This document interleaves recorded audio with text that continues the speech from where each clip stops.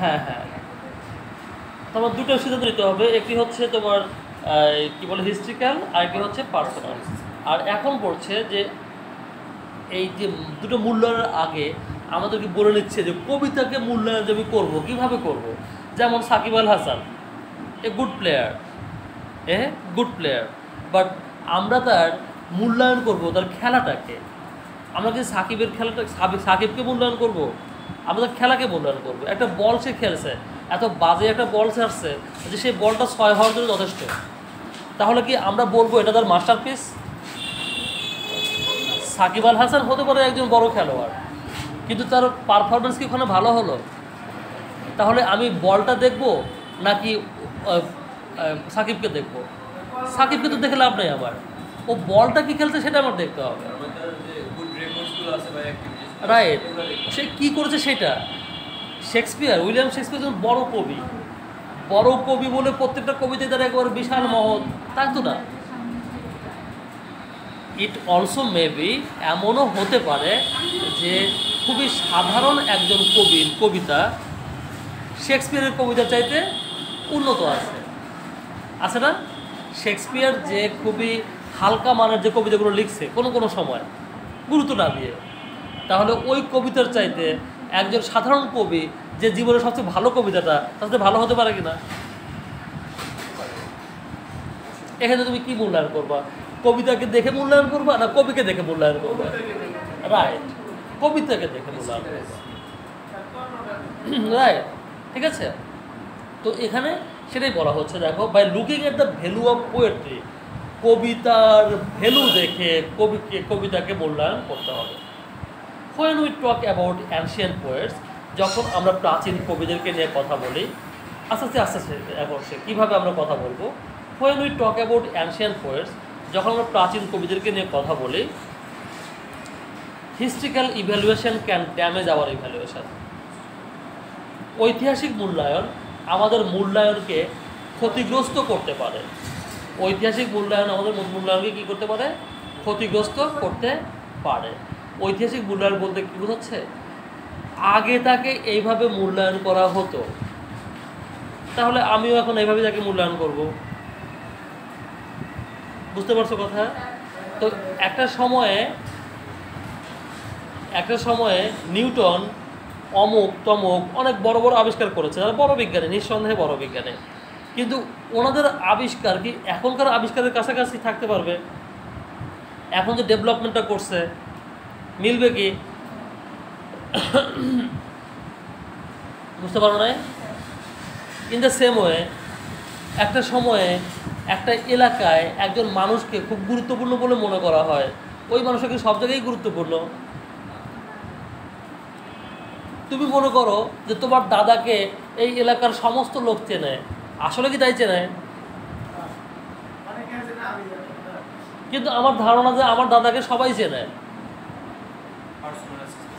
এটা কিন্তু personal estimate.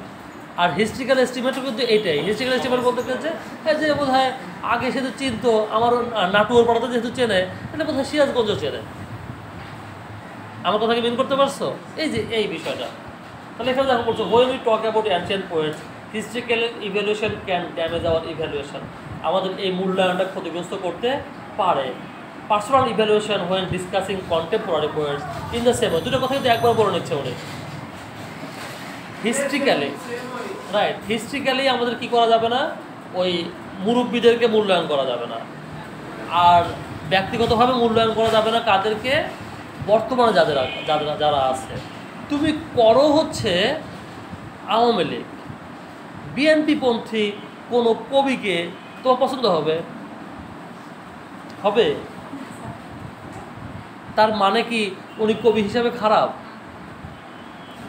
Syed Shamsul হক, শামসুর রহমান অনেক বড় মাপের কবি, ঠিক আছে, অনেক বড় মাপের, যে স্ট্যাচার যে কত উঁচুতে চিন্তা করা যায় না। কিন্তু বাংলাদেশে কি এদের ওই সম্মানটা আছে? কেন নাই বলো তো? পছন্দ করে না তাদেরকে অনেকেই। তাহলে এটা হচ্ছে পার্সোনাল এস্টিমেট। কেন পছন্দ করি না? কারণ আমি তার মতো করে ভাবি না। আমি তার মতো করে ভাবি না, তাহলে সে ভালো না। এটা কি কবিকে মাপার জন্য যথেষ্ট? কবিকে মাপতে হবে কি দিয়ে? কবির কাব্য দিয়ে। কি ঠিক আছে না কথা? কবির কাব্য দিয়ে মাপতে হবে। সেখানে আমি কি করতেছি? আরে ফালতু লোক, ও এইটা করছে, ও এইটা করছে, ও 2 বিয়ে করছে, ও 5টা বিয়ে করছে। তো এই সমস্ত চিন্তা ভাবনা করে যদি আমি কবিকে মূল্যায়ন করতে যাই, কিন্তু পার্সোনাল এস্টিমেট। হ্যাঁ, যে কাউকে, আমি তো সেটাই বলছি, যে কাউকেই আমি বলছি যে তুমি কি করতেছো, তুমি তোমার পার্সোনালি মানে চিন্তা ভাবনা করতেছো, তুমি তা কেন করবা? আমার দোষ থাকতে পারে, আমার দোষ থাকতে পারে, ত্রুটি থাকতে পারে, কিন্তু আমি টিচার হিসাবে কেমন সেটা তোমার দেখতে হবে। বুঝলে এই কথা? How am I a teacher? আমি কি টিচার হিসাবে তোমাকে আমি কেমন সার্ভ করতেছি এটা তুমি দেখবা। ডাক্তার অমুক কী করছে, রাশিয়াতে গিয়ে বিয়ে করছে, ও এতে শ্রীলঙ্কায় গিয়ে বিয়ে করছে, অমুক জায়গার বউ রেখে আসছে, অমুক জায়গায় বউ আনছে, এই সমস্ত চিন্তা ভাবনা করে তুমি ডাক্তারকে মূল্যায়ন করবা? ও কি চিকিৎসা করে, ওর চিকিৎসা কেমন, এটা গুরুত্বপূর্ণ। ঠিক আছে? পার্সোনাল লাইফের যে অ্যাক্টিভিটিসগুলো এগুলাই পরবর্তীতে যে তার কাজকর্ম থাকবে এগুলোর মধ্যে প্রভাবিত হবে। কোথায় রাখলাম? Personal evaluation when discussing contemporary rights can also undermine our evaluation. আমাদের মূল্যায়নকে কি করতে পারে? ড্যামেজ করতে পারে। আন্ডারমাইন মানে কি? ড্যামেজ করা। ওখানে ড্যামেজ করলো, আর এখানে বললো undermine. The reader should focus on the true assessment. True assessment, not personal, not historical. বুঝো নাই? বলছে যে একটা কথা দেখলাম সেদিন, যে এই দাদা কি বলছে, বাপ কি করছে, এটা ইসলাম না। ঠিক আছে? আল্লাহ যেটা বলছে আর নবী যেটা করছে সেটা ইসলাম। হ্যাঁ, কিন্তু আমাদের মধ্যে এটা চেতনা। এখন দেখো, দ্য ইভ্যালুয়েশন মিনস, মূল্যায়ন বলতে কি বোঝায়? Evaluation means recognising and discovering the qualities by which the best poems can be made. সত্যিকার মূল্যায়ন বলতে বোঝায় হচ্ছে চিনতে পারা এবং খুঁজে বের করা দ্য কোয়ালিটিস, সেই গুণগুলো, by which the best poems can be read, যেগুলো দিয়ে সবচেয়ে ভালো কবিতা পড়া হয়। তার মানে যে কবিতায় সবচেয়ে ভালো, কবিতাগুলোতে যা যা থাকে সেই কবিতাগুলো দেখতে হবে যে এটাতে আছে কিনা। সেটা দেখো, একটু ঝাপসা থাকলে সেটা জিজ্ঞাসা করে না।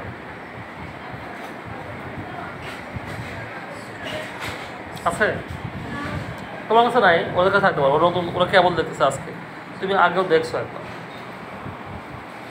সমস্যা আছে? ফাইন, এরপর দেখো, it has to be a true classic. কবিতাকে হতে হবে সত্যিকার অর্থেই ক্লাসিক, সত্যিকার অর্থেই ক্লাসিক। মিথ্যা ক্লাসিক হলে চলবে না,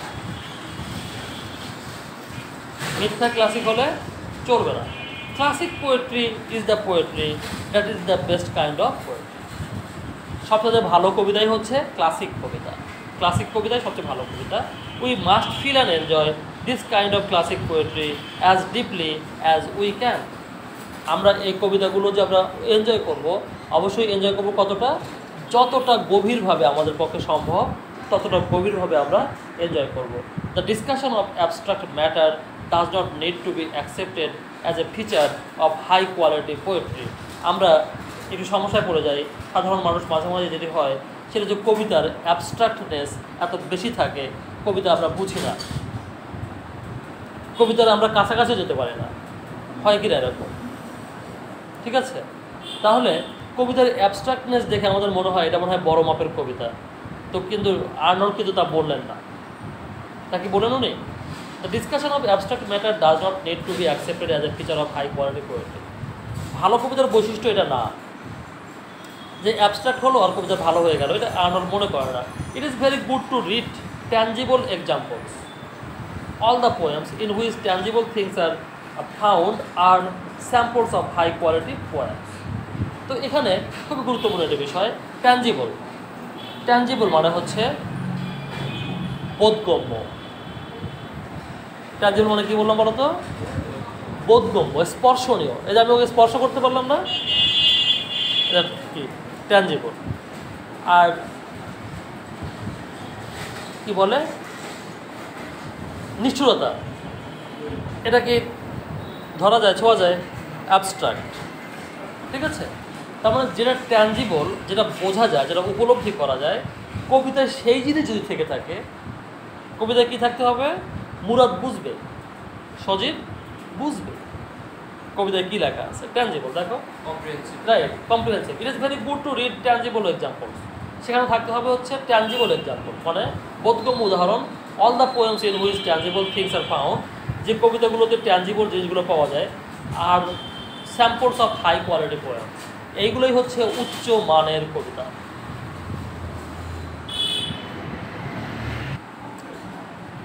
It is very good tangible example. All the poems in which tangible things are found are samples of high quality poems. Samples of the high quality, দুইবার হয়েছে বোধহয় লেখাটা, তাই না?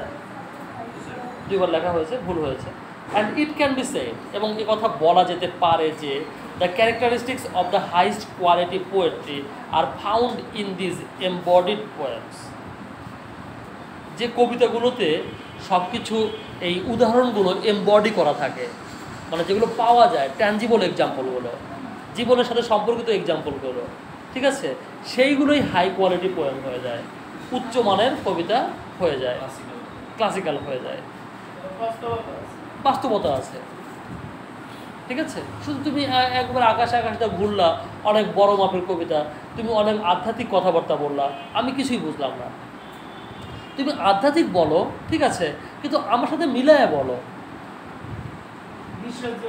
হ্যাঁ, আমার সাথে মিলায় বলো, আমার যে স্ট্যান্ডার্ড, আমি যে লেভেলে বসবাস করি, এই লেভেলের সাথে তুমি মিলায় নাও, মিলায় নিয়ে তুমি আধ্যাত্মিক কথা বলো। বলে নাই লালন, বলে নাই বাড়ির কাছে আরশিনগর, সেটা এক পড়শি বসত করে, লালন পড়ছে না? এটা কি? এটা হচ্ছে আমার কথা, আমার মধ্যে আছে। এখানে সে আরশিনগর চেনে, যে আরশিনগর গ্রামের নাম, নগর নগর দিয়ে গ্রামের নাম হয়, আরশি মানে আয়না। তাহলে এটা কি? বাড়ির কাছে আরশিনগর, এই যে আরশিনগর, সেখানে পড়শি বসত করে, সেখানে আল্লাহ বসত করে। এই দেখো, খেয়াল করো, তার মানে সে কিন্তু কী করছে? আমার কাছের জিনিসটাকে দিয়ে এক্সাম্পল দিয়েছে। আমার পাশের গ্রামের নাম কি? ধোপাকান্দি। ধোপাকান্দি আর আরশিনগর তো গ্রাম হতেই পারে। আমার কথা কি ক্লিয়ার? এই দেখো, high quality poetry are found this embodied poems. তার মানে এখানে কী থাকতে হবে? এইগুলো এমবডি করতে হবে।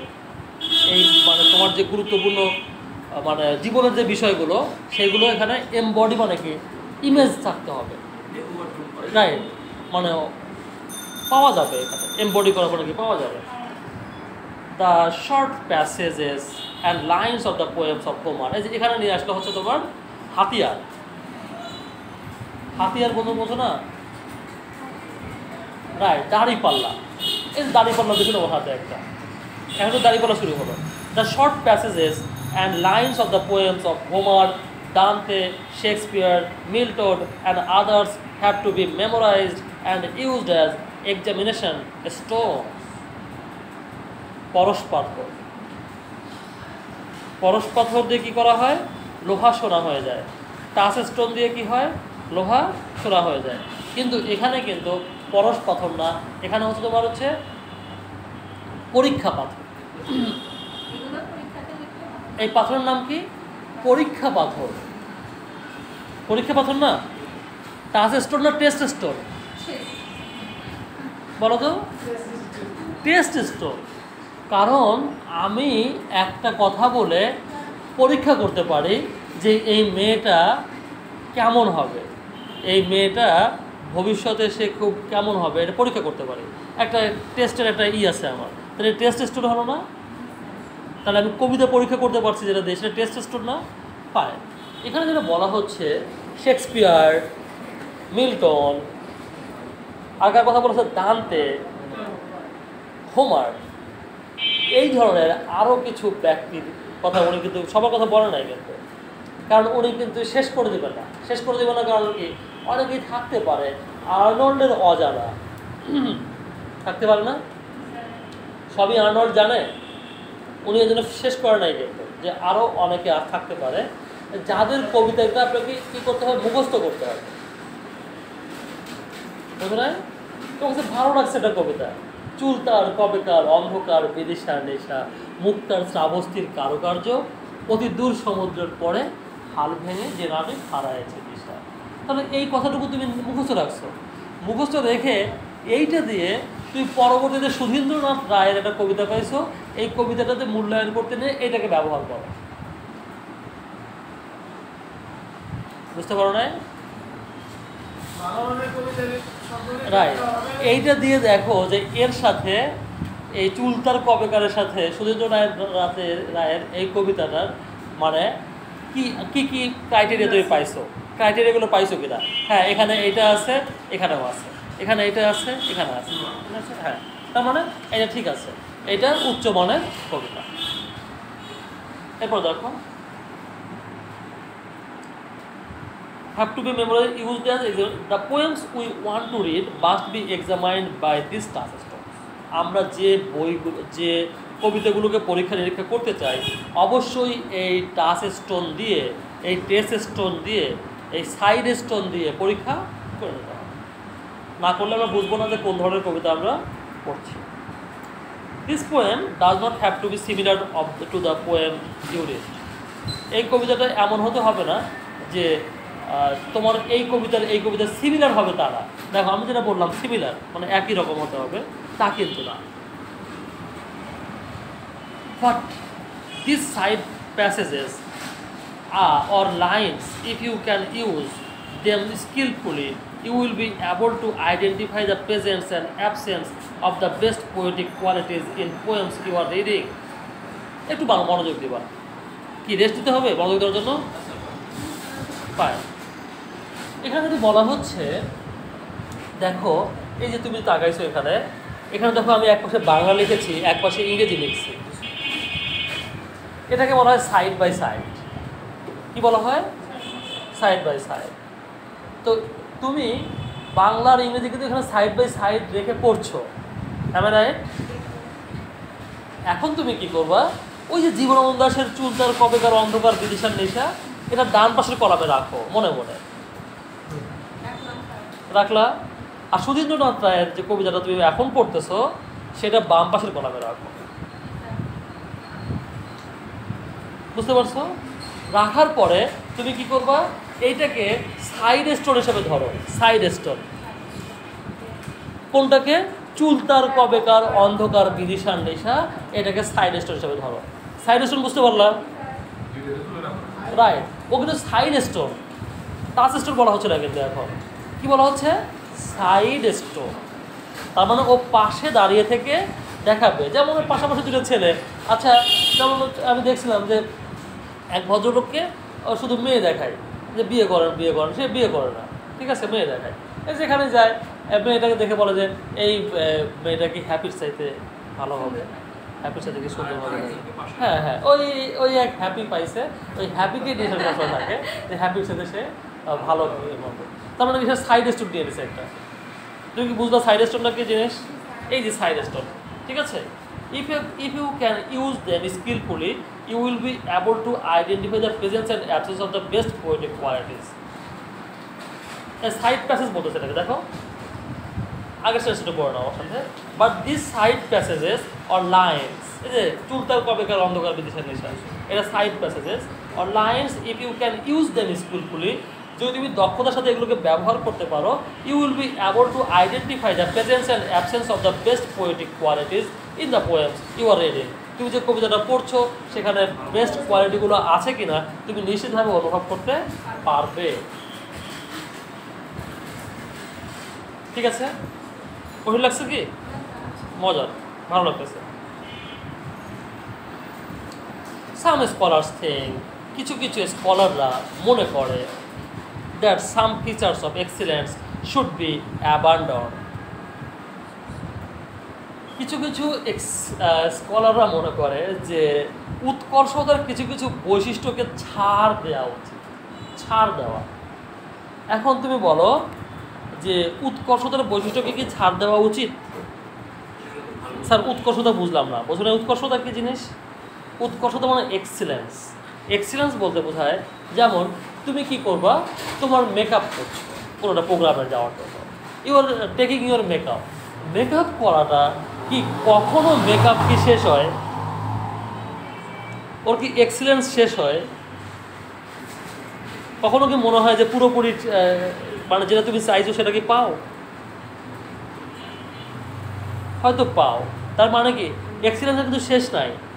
তুমি ওটা মেকআপ করতেই থাকো, আরও একটু ভালো করি, আরও একটু ভালো করি, আরও একটু ভালো করি, তুমি কি প্রোগ্রামে যোগ দিতে পারবা? পারবা? বুঝতে পারছো কথাটা? এই জন্য কিছু কিছু স্কলার বলতেছেন যে এক্সিলেন্সে মাঝে মাঝে ছাড় দিতে হবে। সমস্ত ভালো বৈশিষ্ট্য নিয়ে তুমি শুধু লিখবা, আর লিখতে গেলে তুমি কি লিখবা? তুমি 3 লাইন লিখবা, কিন্তু আমার দরকার, আমার পাঠকের দরকার হলো 3000 লাইন, তুমি লিখছো 3 লাইন। এটা কি মানে হলো কি, মিলল কি? আমার কি করলো, আমার এতে উঠে গেল, আমার ওই যে ভিউ উঠে গেছে। শোনো, আমি ইউটিউবের কথা বলছি, ইউটিউবে ভিউ উঠে গেছে। উঠে যাওয়ার পরে তো তোমার ইউটিউবে ভিউ উঠলে পরে ইউটিউব খুব খুশি হয়, ঠিক আছে, ওরাও হেল্প করে। তো পরে আবার ভিউটা নেমে গেল, নেমে যাওয়ার পরে আমাকে বলতেছে, ইউটিউব আমাকে দিছে যে আপনার ভিউ কমে গেছে, তো আপনি কোয়ালিটি আর কোয়ান্টিটির সাথে একটু কম্প্রোমাইজ করেন। তারপর ওর ধারণা হয়েছে, ইউটিউব ধারণা করছে যে আমি কোয়ালিটি ভালো দেওয়ার জন্য ভিডিও কম দিচ্ছি।